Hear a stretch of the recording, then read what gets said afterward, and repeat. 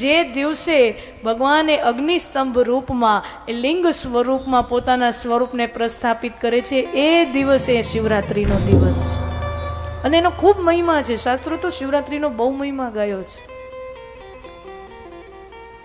કે આખું જીવન વ્યક્તિ મંદિરે પૂજા પાઠ કરે ન કરે, જાય જવાય, સમય મળે ન મળે, એકાદશી કરે, વ્રત કરે, અલગ અલગ જેટલા પણ વ્રતો હોય, ઉપવાસ હોય, કરે ન કરે, પણ શિવપુરાણના આધારે વાત જો મારે મૂકવી હોય તો શિવપુરાણના આધારમાં શિવપુરાણ કહે છે કે જે વ્યક્તિ આખું વર્ષ કાંઈ આ બધી વસ્તુઓ ન કરતું હોય પણ એક શિવરાત્રિનું વ્રત રહે, ઉપવાસ રહે અને શિવરાત્રિના દિવસે શિવ પૂજન કરે અને રુદ્રાભિષેક કરે, એને આખા વર્ષનો શિવ પૂજનનો પુણ્ય મળે છે. એવું શિવપુરાણનો અને શિવજી સ્વયં કહે છે કે જે શિવરાત્રિના દિવસે આખો દિવસ વ્રત કરી અને મારી પૂજા કરે છે એ મને ગણેશ અને કાર્તિક સમાન પ્રિય છે. આ શિવપુરાણમાં વર્ણન છે કે જે શિવરાત્રિના દિવસે શિવ પૂજન વ્રત ઉપવાસ કરીને શિવ પૂજન કરે એ મને ગણેશ અને કાર્તિકેય સમાન પ્રિય છે, મતલબ પુત્રવત છે.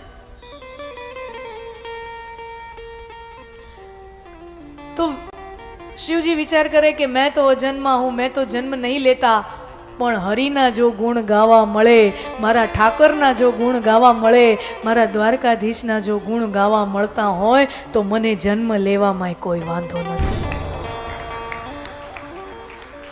મને મારા હરિના ગુણ ગાવા મળે તો મને જન્મ લેવામાં કોઈ વાંધો નથી. અને વળી પાછા વ્યાસજીને દર્શન આપવા શિવજી આવ્યા છે ને કહે છે, હે વ્યાસ, મેં તમને વરદાન આપ્યું કે તમને ઉત્તમ સંતાનની પ્રાપ્તિ થશે. હું તમને બીજું વરદાન આપું છું, તમને ઉત્તમ સંતાન તો મળશે, એટલું જ નહીં, તમારે ત્યાં સંતાન સ્વરૂપે આ અજરા અમર અખંડાનંદ કૈલાશપતિ તમારે ત્યાં સંતાન થઈને આવશે.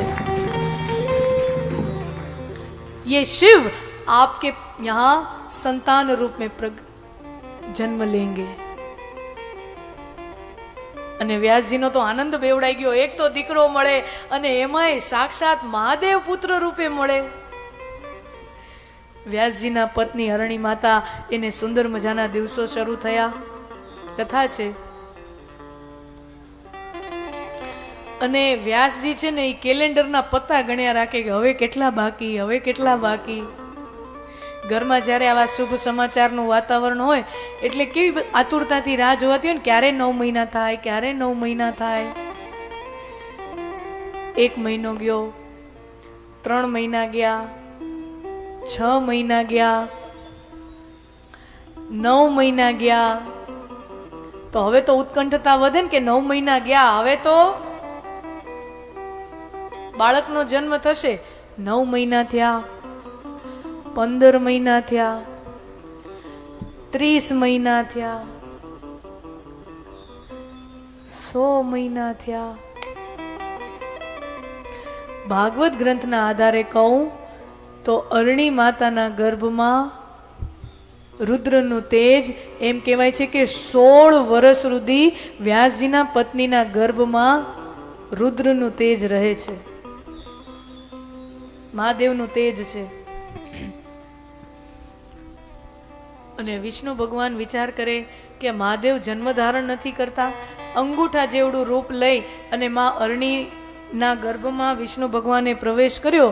અને વિષ્ણુ ભગવાન મહાદેવને કહે છે કે પ્રભુ, તમે તમારી માતાના ગર્ભમાં છેલ્લા 16 વર્ષથી બિરાજમાન છો, આમ ન ચાલે. માણસનું બાળક 9 મહિને જન્મ લઈ લે, તમારી માને પીડા થાય. આમ ના હોય, તમારી માતાને પીડા થાય. ના ના પ્રભુ, અહીંયા બેઠો છું ને, અહીંયા મારી રામ નામની માળા સરસ થઈ જાય છે, અહીંયા મારું સમાધિ તરત લાગી જાય છે, બારે આવવામાં મને બીક લાગે છે. હું બારે આવું, આ સંસારની અંદર જન્મ લઉં અને આ સંસારમાં તમારી માયા મને પકડી લે અને મારું ભજન જો છૂટી જાય એનો મને ડર છે. અને પછી વિષ્ણુ ભગવાન મહાદેવને વરદાન આપે છે કે પ્રભુ, તમે જન્મ ધારણ કરો, હું તમને વચન આપું છું કે મારી માયા તમારો સ્પર્શ પણ નહીં કરી શકે. મારી માયા તમારો સ્પર્શ પણ નહીં કરી શકે.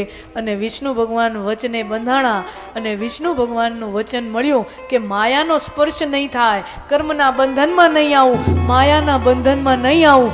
અને આ વચન મળ્યું છે ત્યારે માં અરણીના હૃદય ગર્ભમાંથી સુખદેવજી મહારાજનું પ્રાગટ્ય થાય. બોલીએ સુખદેવજી મહારાજ કી. સુખદેવજી મહારાજનો જન્મ થઈ ચૂક્યો. 16 વર્ષના કિશોરાવસ્થા હોય એવું એમનો દેહ છે. અને જન્મતાની સાથે પોતાના ઘરનો ત્યાગ કરી મૂકે, કારણ કે પરમહંસ છે, વૈરાગી જીવ છે, સંસારની માયા એનો સ્પર્શ નથી કરતી. અને જન્મતાની સાથે પોતાના પિતાનું ઘર છોડી અને વન તરફ ભજન કરવા માટે નીકળવા માટે જ્યાં જાય અને ત્યાં હવે વ્યાસની અંદર પિતાની મમતા જાગે અને પોતાના દીકરાને કહે છે, હે સુખદેવજી, હે સુખદેવજી, ઊભા રહો, હું તમારો પિતા છું, ઊભા રહો. અને ત્યારે સુખદેવજી પાછળ વળીને જોવે છે કે મને ક્ષમા કરજો, આ સંસારમાં કોઈ કોઈનો પિતા નથી, કોઈ કોઈનો માતા નથી, કોઈ કોઈના પતિ નથી, કોઈ કોઈના પત્ની નથી. આ સંસારમાં જેટલા બધા સંબંધો છે એ બધા ઋણાનુબંધના સંબંધો છે. સુખદેવજી મહારાજ કહે છે સંસારના જેટલા સંબંધો છે બધા એ ઋણાનુબંધના સંબંધો છે. લેણ દેણના સંબંધો છે, જેવી લેણ દેણ પૂરી થાય એવા સંબંધો પૂરા થઈ જાય. સમજી લો, આપણા જીવનમાંથી કોઈ આપણું સ્વજન વિદાય લઈ લે ને, પતિ હોય, પત્ની હોય, સમયે સંતાન હોય, સમયે સંતાન ગુમાવવાની પીડા મા બાપ માટે અત્યંત આકરી હોય. હા, એક ઉંમર થાય તો આપણે તો બધી એ સ્વીકાર કરીને જ બેઠા હોય ને, એક ઉંમરે મા બાપ તો ક્યારેક તો વિદાય લેવાના છે, એનો આઘાત હોય. પણ મા બાપના જીવનમાંથી જ્યારે સંતાન જાય એ તો બહુ આકરી પીડા છે.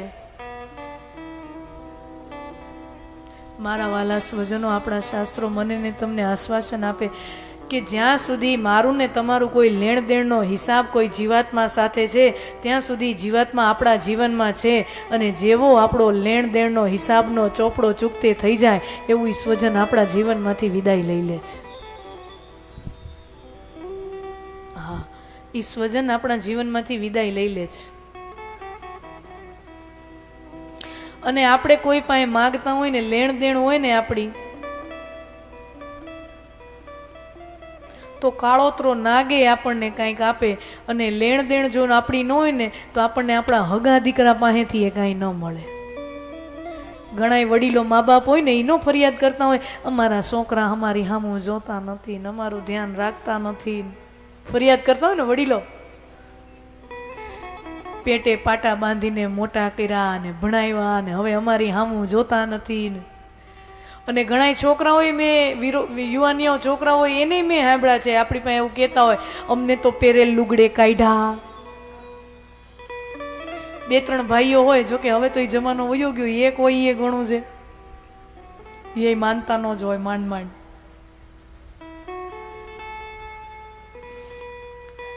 પણ જૂના જમાનામાં નથી હોતા 5 ભાઈ ને 4 ભાઈ, તો ક્યાંક ક્યાંક કુટુંબ પરિવારમાં કલેશ હોય ને તો એક દીકરાને હંમેશા એમ લાગ્યા રાખે, બાપુજીને છે ને નનકો વધારે વાલો છે, મને એટલો પ્રેમ નથી કરતા, ઓલાને વધારે પ્રેમ.